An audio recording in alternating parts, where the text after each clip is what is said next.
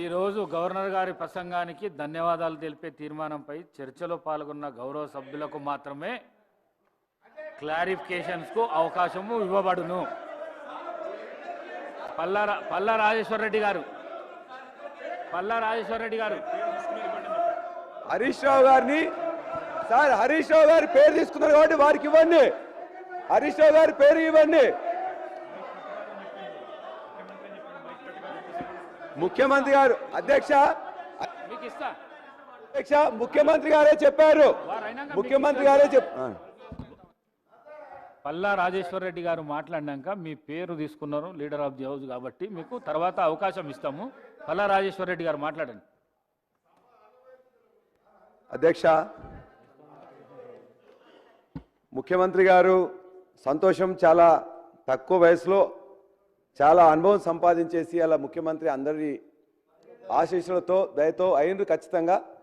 కానీ వాళ్ళు ఇప్పుడు మాట్లాడిన దరిదాపుగా గంట సమయంలో కూడా ప్రజలకు సంబంధించిన విషయాల్లో కాకుండా అనేక వారు కొన్ని మాట్లాడినరు. తప్పనిసరిగా తెలంగాణ తల్లిని గత ప్రభుత్వం కానీ లేక బీఆర్ఎస్ ప్రభుత్వం 2014 తర్వాత వచ్చి చేసింది కాదు అధ్యక్ష. ఉద్యమ సమయంలో అనేక మంది శిల్పులు వాళ్ళు తయారు చేసింది తప్ప అది బీఆర్ఎస్ పార్టీ లేకపోతే ఆనాడు ఉన్న టీఆర్ఎస్ పార్టీ తయారు చేసింది కాదు. వాస్తవం అది. మేము చెప్పడానికి వినకపోతే మీరు ఓకే మీకు తెలియదు కాబట్టి చెప్తున్నాం. ఉద్యమ సమయంలో ఎక్కడున్నారండి? ఉద్యమ సమయంలో ఎక్కడున్నారండి? ఇగో తెలంగాణ ఉద్యమ సమయంలో అదేవిధంగా వారు చెప్పారు జయ జయ హే తెలంగాణ అని చెప్పేసి. కొత్తగా ఇవాళ జయ జయ తెలంగాణ అంటున్న సంతోషం. ఉద్యమ సమయంలో ఎక్కడున్నారు సార్? వీళ్ళందరూ తెలంగాణ శిబిరంలో ఉన్నారు, వాళ్ళందరూ కాంగ్రెస్ శిబిరంలో ఉన్నారు. ఈ ముఖ్యమంత్రి గారు ఆనాడు చంద్రబాబు గారు ధర్నా శిబిరంలో ఉన్నారు 2014లో. అది వాస్తవం అధ్యక్ష. ఇవాళ ఒకరి మీద ఒకరు అనుకోవడానికి కాదు. ఇవాళ దయచేసి ఇవాళ గద్దర్ యొక్క ఉద్యమ చెద్దరు కప్పుకొని తప్పుకుందాం అని చెప్పేసి అనుకుంటున్నారు. లేకపోతే ఇవాళ మా దగ్గర కూడా అనేక మంది గోరెడ్డి వెంకన్న కొడియాల ఎమ్మెల్సీ చేసుకున్నాం. పివి నరసింహరావు గారి పేరు ఒక ఇన్స్టిట్యూషన్కి పెట్టుకున్నాం. జయశంకర్ గారిది ఒక జిల్లాకు పేరు పెట్టుకున్నాం. జయశంకర్ గారిది ఒక యూనివర్సిటీకి పేరు పెట్టుకున్నాం. కొండా లక్ష్మణ్ బాపూజీ గారిది ఒక యూనివర్సిటీకి పేరు పెట్టుకున్నాం. అనేక ఉద్యమ నాయకుల్ని లేకపోతే సిద్ధాంతకర్తల్ని తెలంగాణ వాదుల్ని ఇవాళ అద్భుతంగా గౌరవించుకున్నది ఇలా తెలంగాణ ప్రభుత్వం. ఇవాళ వారు చెప్పారు శంకరమ్మ గారు శ్రీకాంతాచారి తల్లికి మీరు గౌరవం ఇవ్వలేదని. మేము పోటీలో నిలబెడితే ఆ పోటీలో వద్దు అని చెప్పేసి ఉత్తమ్ కుమార్ రెడ్డి గారిని ఆ రోజున రిక్వెస్ట్ చేసినాం. కానీ ఎవరండి? మీరే కదా పోటీ చేసి ఇలా శంకరమ్మ గారిని ఓడించి అగౌరవపరిచింది. ఇవాళ మమ్మల్ని అడుగుతుంటే ఎట్లా?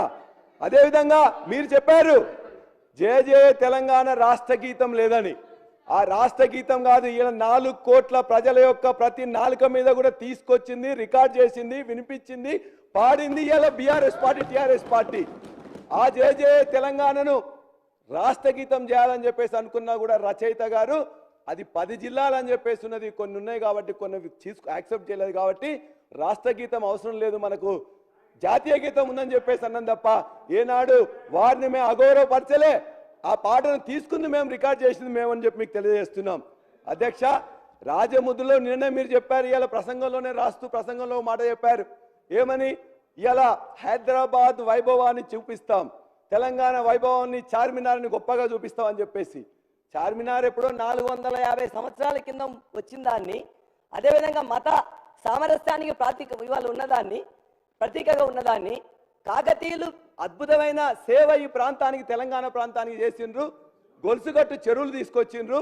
ఈ ప్రాంతం ప్రజలు తినడానికి కావాల్సిన నీళ్లు కావాల్సిన చెరువులను వాళ్ళు కట్టిన ఉద్దేశంతో ఆ రాజముద్రలో పెట్టుకున్నాం తప్ప రాజరికాన్ని కానీ ఇంకోటి కాదు అధ్యక్ష. ప్రజలకు కావాల్సిన తీసుకొచ్చిందని పెట్టినాం అంతే తప్ప. ముఖ్యమంత్రి గారు వారు ఒక మాట అంటారు, మీరు అన్నింటిలో కూడా ఇక్కడ సహకారం కావాలని. కానీ అంతర్జాతీయ సమావేశాలకు పోయి కూడా అక్కడ కూడా మమ్మల్ని తిట్టడమే ఎట్లా సబబు అధ్యక్ష? అక్కడ కూడా రైతు భరోసా మేము ప్రకటించమని చెప్పారు. మేము ఇవాళ వారు ఏదైనా ఏ పథకం ఇచ్చినా ఆ పథకం జరగాలని చెప్పేసి చూసుకుంటున్నాం. వారు ఇలా చేసినట్టే రైతు భరోసాని అక్కడే మొత్తం కూడా మేము ప్రారంభించమని చెప్పేసి అబద్ధం చెప్పారు. అది ఎట్లా సబబు అధ్యక్ష? మేము అడుగుతున్నాం.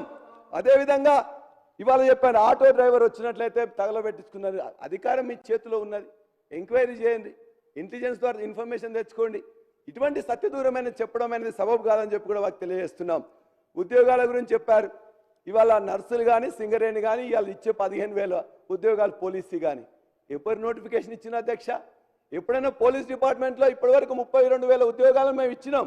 ఏ రోజు ఇబ్బంది రాలే.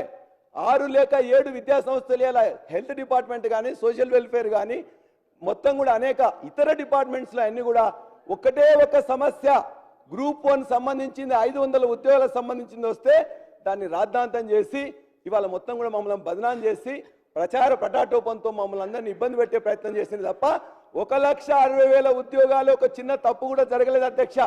ఇవాళ ఇచ్చే ముఖ్యమంత్రి గారు రేపు ఇచ్చే 15,000 ఉద్యోగాలు కూడా మేము నోటిఫికేషన్ ఇచ్చి మేము పరీక్ష పెట్టి మేము టెస్ట్ చేసినవి మాత్రమే రేపు వచ్చాయి. అయినా పర్వాలేదు, ఇది ప్రభుత్వం కాబట్టి ఖచ్చితంగా నడుస్తుంది. కనీసం దాన్ని వారు ఒప్పుకుంటే మేమందరం కూడా సంతోషపడేవాళ్ళం. అంతేకాదు అధ్యక్ష, మేమనేది ఇవాళ పేర్లు పెట్టలేదు, ఇంకోటి పెట్టలేదు మేమనలేదు అధ్యక్ష. వారి నాయకుడు రాహుల్ గాంధీ గారే చెప్పారు.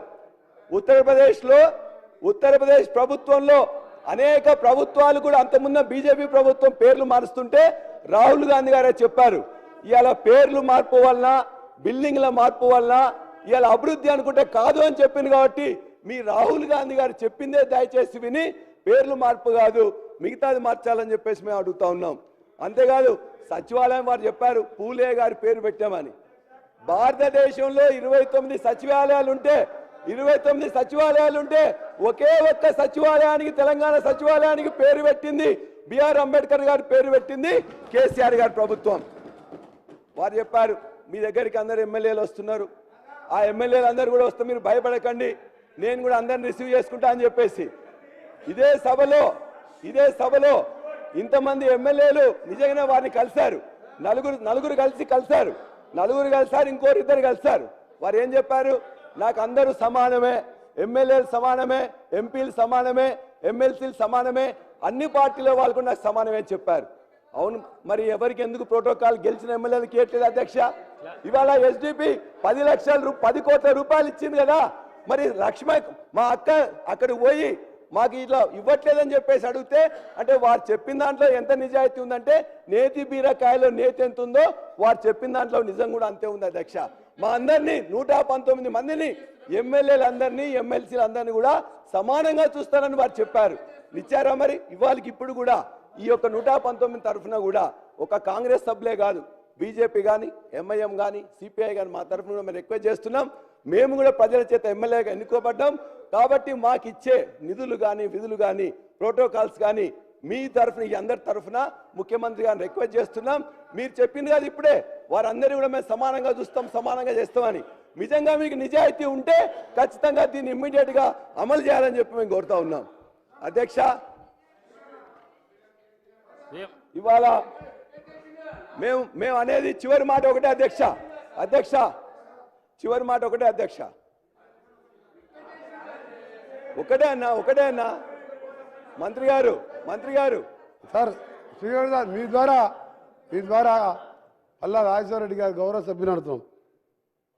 సచివాలయానికి అంబేద్కర్ గారు పేరు పెట్టానని 10 సంవత్సరాలు ముఖ్యమంత్రిగా ఏనాడైనా అంబేద్కర్ గారి జయంతి కానీ వర్ధంతి కానీ వెళ్ళి దండ వేసిందా, నివాళులు అర్పించిందా? దేశంలో ఒకే ఒక ముఖ్యమంత్రి ఈరోజు అంబేద్కర్ జయంతి రోజు కానీ వర్ధంతి రోజు నివాళులు అర్పణ ముఖ్యమంత్రి ఎవరని అంటే అది కేసీఆర్ గారు. 80 సంవత్సరాల వయసున్న రోషయ్య గారు కూడా అర్ధగంట ముందొచ్చి నివాళులు అర్పించి 3 గంటలు అక్కడ గడిపేవాడు అధ్యక్ష. మీరు అంబేద్కర్ గారు పేరు తీసుకునే అర్హత కూడా మీకు లేదు. ఇవాళ మీరు కట్టి అంబేద్కర్ గారు పేరు పెట్టింది ఎవరు అధ్యక్ష? ఆ రోజు మేము పెట్టినాం. అందుకనే గౌరవ సభ్యుని చెప్తున్నా, మా ముఖ్యమంత్రి గారు చెప్పినట్టు అన్ని సత్యాలు చెప్పి నువ్వు ఇవాళ కానిస్టేబుల్ కృష్ణయ్య కుటుంబం పెట్టిపోయింది, శంకరమ్మ గురించి మాట్లాడిన అధ్యక్ష. శంకరమ్మ గారికి మా ఉత్తమ్ కుమార్ మీద మీరు టికెట్ ఇచ్చినప్పుడు ఒకటి సార్ మన అంబేద్కర్ అమరవీర శుభం అధ్యక్ష. ఎంత అవమానం అంటే సూపర్ ఓపెనింగ్ ముందు రోజు బుల్లెట్ ప్రూఫ్ కారు 2 గన్మెన్ ఇచ్చి పంపించారు అధ్యక్ష. మేమందరం అనుకున్నాం రాజ్యసభనా ఎమ్మెల్సీనా ఇస్తారని. ఆ స్తూపం ప్రారంభించను, ఓపెనింగ్ అయింది, స్టేజ్ మీద పిలిపించను, మధ్యాహ్నం ఆ కారు గన్మెన్లను వాపస్ తీసుకొని మళ్ళీ రోడ్డు మీద పంపి మీది ఎంత అవమానకర బతుకు ఒకసారి ఆలోచించుకోండి. మళ్ళీ ఒకసారి అంబేద్కర్ పేరు కానీ అమరవీరుల కానీ తెలంగాణ గురించి మాట్లాడే నైతిక అర్హత లేదు. సాగు నోట్లో తలకాయ పెట్టలేదు అధ్యక్షులు. మోసం చేసి తెలంగాణ ఇచ్చింది కాంగ్రెస్ పార్టీ, పోరాటం చేసింది సకల జనులు కాంగ్రెస్ నాయకులు. అయితే సాగు నోట్లు తలకాయ పెట్టాడు. సాగు నోట్లు తలకాయ పెట్టేవారు నిమ్స్ హాస్పిటల్ దీక్ష చేస్తారు అధ్యక్ష. ఇప్పటికీ అలా మెడికల్ సర్టిఫికేట్ తీసుకొచ్చిన మెడికల్ సర్టిఫికేట్ విటామిన్ ఆయన ఏ మెడిసిన్ తీసుకుంటో ఆ మెడిసిన్తో ఒక మణిపూర్లో ఒక మహిళ 15 సంవత్సరాలు ఉంది అధ్యక్ష. కేసీఆర్ గారు సాగు నోట్ల వేడ అధ్యక్ష ఇంకా 15 ఏళ్ళు అన్ని దొంగ దీక్షలు చేసుకుంటా దొంగ మాటలు మాట్లాడుకొని ఇవాళ పాపం చేస్తున్నారు. ఇవాళ గౌరవ ముఖ్యమంత్రి గారు చెప్పినట్టు ఇవాళ జయశంకర్ లేదు, కాళోజీ నారాయణ ఆడిటోరియం లేదు. మీకు ఎక్కడ కమిషన్ వస్తాయో అది కట్టాలి, మోసం చేయాలి. ఇక్కడ అబద్ధాలు మాడుకోండి.